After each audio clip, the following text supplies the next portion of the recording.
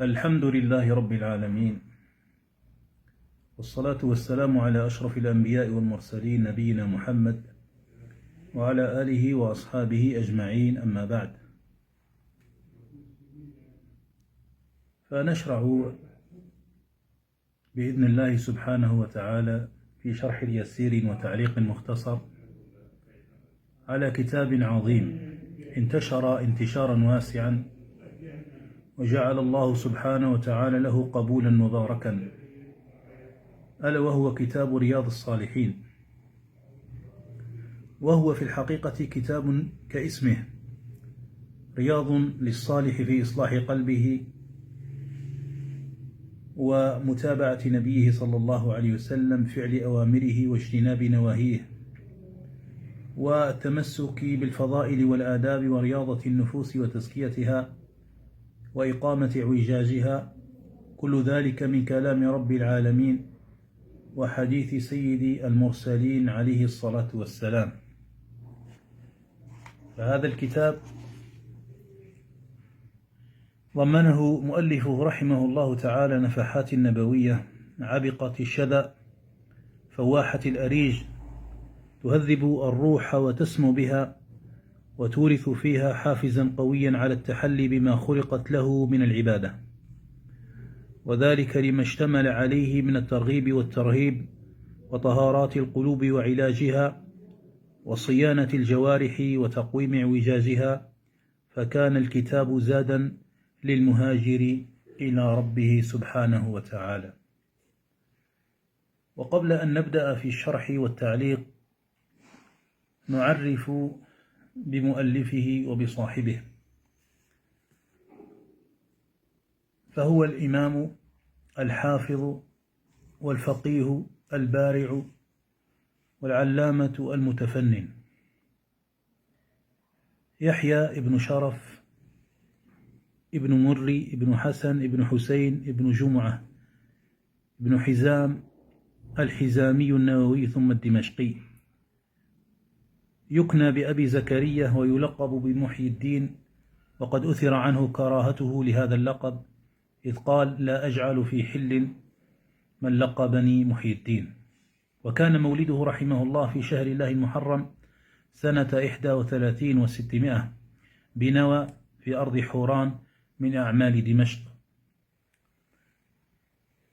أما نشأته وطلبه للعلم فقد تولى والده رعايته فحثه على طلب العلم منذ الصغر، فحفظ القرآن الكريم وقد ناهز الاحتلام.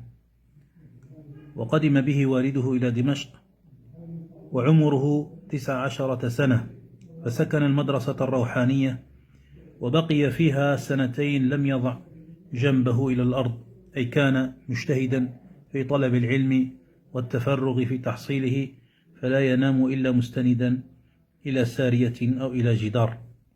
وكان رحمه الله يقرأ كل يوم 12 درسا، وكان يعلق جميع ما يتعلق بها من شرح مشكل وتوضيح عبارة وضبط لغة وبيان غريب. وقد بارك الله له في وقته أيما بركة، فحصل في زمن وجيز من العلم النافع الغزير، وقد ترك تراثا للأمة وعلما نافعا وكتبا في علوم كثيرة ومعارف عديدة.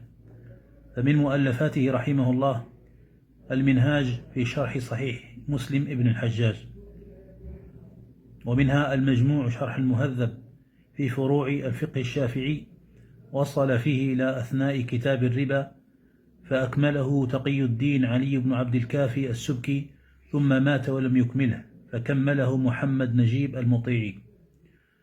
وله أيضا روضة الطالبين وعمدة المفتين، وله التقريب في علم الحديث، وهو الذي شرحه السيوطي في تدريب الراوي. وله أيضا كتاب التبيان في آداب حملة القرآن، وله كتاب أيضا عظيم نافع وهو كتاب الأذكار، وله 40 حديثا وهي المعروفة بالأربعين النووية، وله عليها شرح موجز. ومن كتبه الكتاب الذي نشرع إن شاء الله سبحانه وتعالى في شرحه والتعليق عليه بما ذكره أهل العلم. والنووي رحمه الله تعالى تأثر بالأشاعرة، فأكثر في شرحه على صحيح مسلم من تأويل أحاديث الصفات، وهذا أمر معروف مشهور، إلا أن بعض أهل العلم حقق مذهبه في الاعتقاد، وخلص إلى أن الإمام النووي رحمه الله رجع في أخريات حياته إلى عقيدة السلف أصحاب الحديث، كما ذكر ذلك بعض أهل العلم من المعاصرين في رسالة في هذا الباب. توفي رحمه الله تعالى بعد حياة حافلة بالعلم والدعوة سنة 76 و600، ولم يتجاوز عمره 45، رحمه الله رحمة واسعة، وغفر الله له ونفعنا بما تركه من العلم النافع. مقدمة رياض الصالحين. بسم الله الرحمن الرحيم. الحمد لله الواحد القهار، العزيز الغفار، مكور الليل على النهار، تذكرة لأولي القلوب والأبصار، وتبصرة لذوي الألباب والاعتبار، الذي أيقظ من خلقه من اصطفاه فزهدهم في هذه الدار، وشغلهم بمراقبته وإدامة الأفكار وملازمة الاتعاظ والادكار، ووفقهم للدأب في طاعته والتأهب لدار القرار، والحذر مما يسخطه ويوجب دار البوار، والمحافظة على ذلك مع تغاير الأحوال والأطوار. أحمده أبلغ حمد وأزكاه، وأشمله وأنماه، وأشهد أن لا إله إلا الله البر الكريم الرؤوف الرحيم، وأشهد أن محمدا عبده ورسوله وحبيبه وخليله، الهادي إلى صراط مستقيم، والداعي إلى دين قويم، صلوات الله وسلامه عليه وعلى سائر النبيين وآل كل وسائر الصالحين. أما بعد، فقد قال الله تعالى: وما خلقت الجن والإنس إلا ليعبدون، ما أريد منهم من رزق وما أريد أن يطعمون.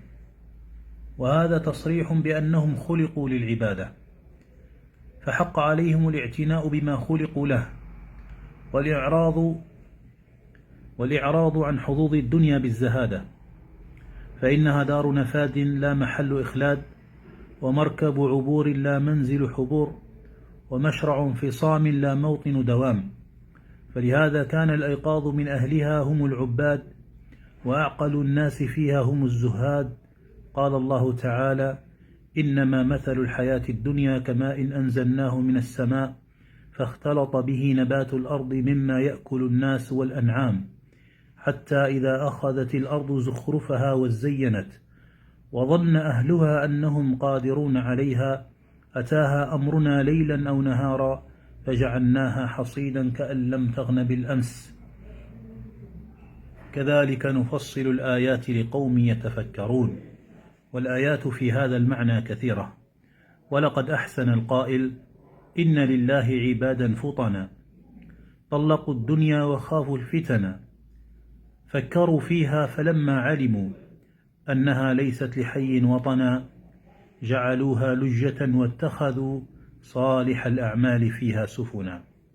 فإذا كان حالها ما وصفته وحالنا وما خلقنا له ما قدمته، فحق على المكلف أن يذهب بنفسه مذهب الأخيار، ويسلك مسلك أولي النهى والأبصار، ويتأهب لما أشرت إليه، ويهتم بما نبهت عليه، وأصوب طريق له في ذلك وأرشد ما يسلكه من المسالك التأدب بما صح عن نبينا سيد الأولين والآخرين وأكرم السابقين واللاحقين، صلوات الله وسلامه عليه وعلى سائر النبيين. وقد قال الله تعالى: وتعاونوا على البر والتقوى. وقد قال سبحانه: وقد صح عن رسول الله صلى الله عليه وسلم أنه قال: والله في عون العبد ما كان العبد في عون أخيه، وأنه قال: من دل على خير فله مثل أجر فاعله، وأنه قال: من دعا إلى هدى كان له من الأجر مثل أجور من تبعه لا ينقص ذلك من أجورهم شيئا، وأنه قال لعلي رضي الله عنه: فوالله لأن يهدي الله بك رجلا واحدا خير لك من حمر النعم.